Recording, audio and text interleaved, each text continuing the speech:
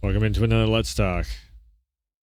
We got some PlayStation VR2 news. All right, so we are over on the PlayStation blog. PlayStation VR2 players can access games on PC with adapters starting on August 7th. So this year we are going to be able to do all the PC stuff on our PSVR2, and this is a great thing for everyone who is a PlayStation fan because of the fact I know, like, oh no, something else for the PC and the PlayStation's doing the thing Sony's doing the thing over on the PC with Steam.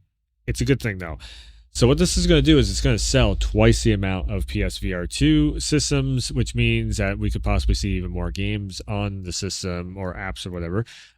So $550, maybe it's even $500 by now, to get a PSVR2 system. And yeah, that's probably the lowest price point just about for a VR system that like hooks up to the PC and is a wired connection to that. I know the Oculus is probably a little bit less. Maybe the newest one is on the same pricing point, but I know like the Quest 2 was like 300, I do believe.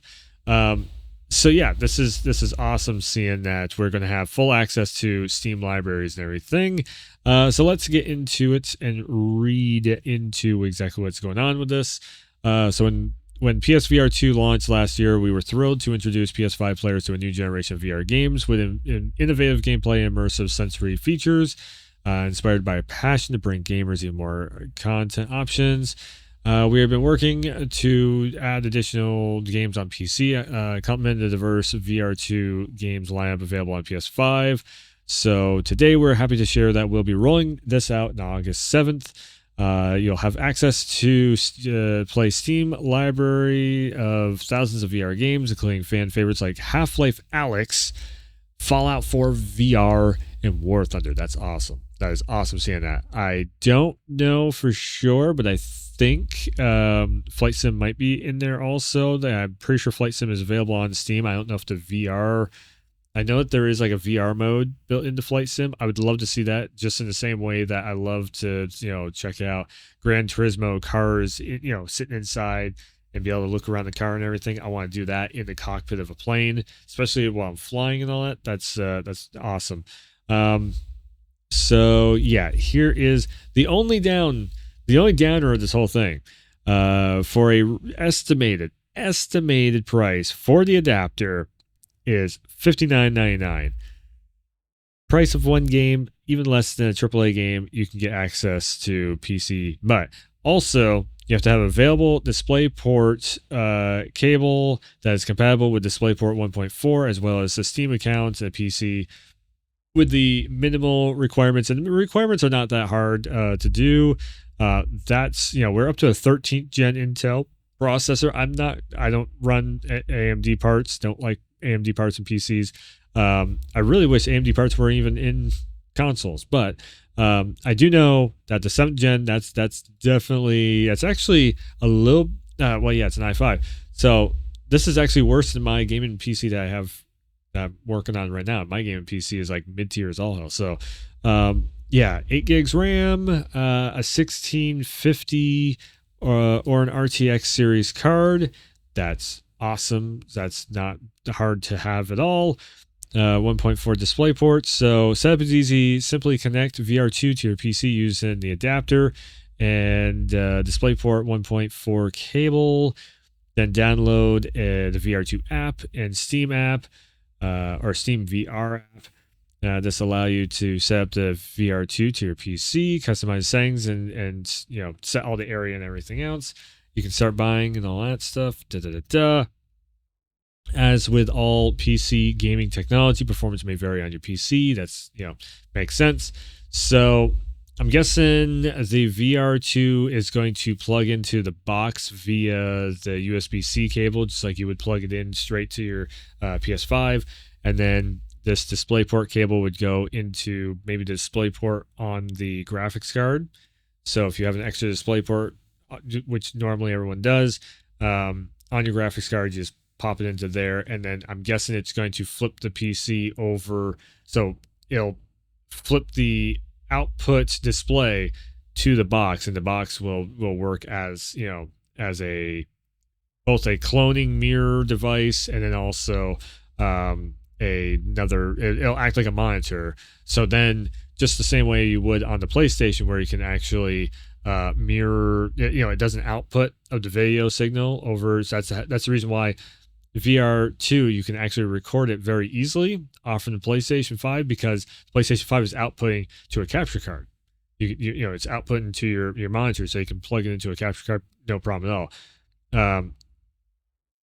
So capture card wise, I guess what you'd have to do is run just like if you use a capture card on your PC, do it the same way that way, and then this would be an extra thing that goes into your PC. So you got one going in, one going out, the whole 9 yards. Yeah, this is very cool.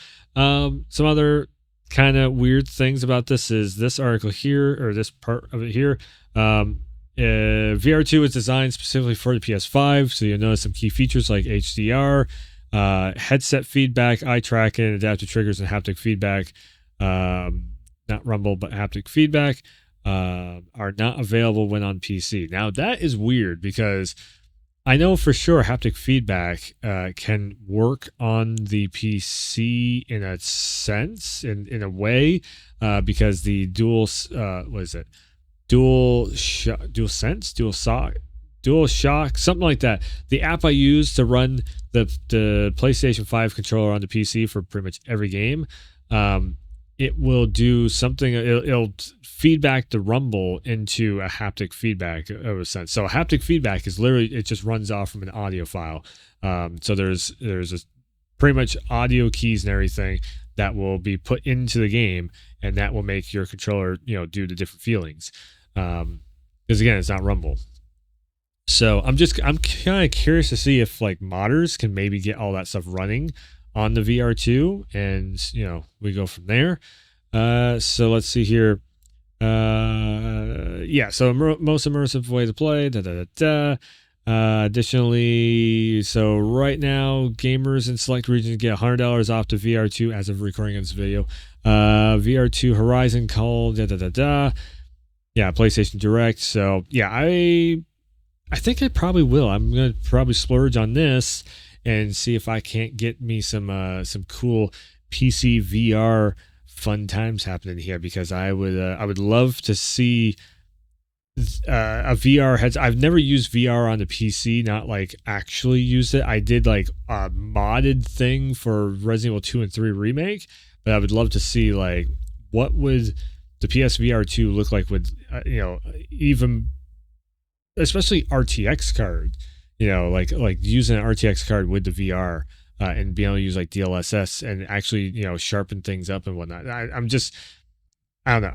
It could be very, very cool seeing it. So, just a little bit of a news thing. I'm guessing we'll probably end up seeing something on this at Summer Games Fest. It's weird that we didn't see this at the PlayStation State of Play recently.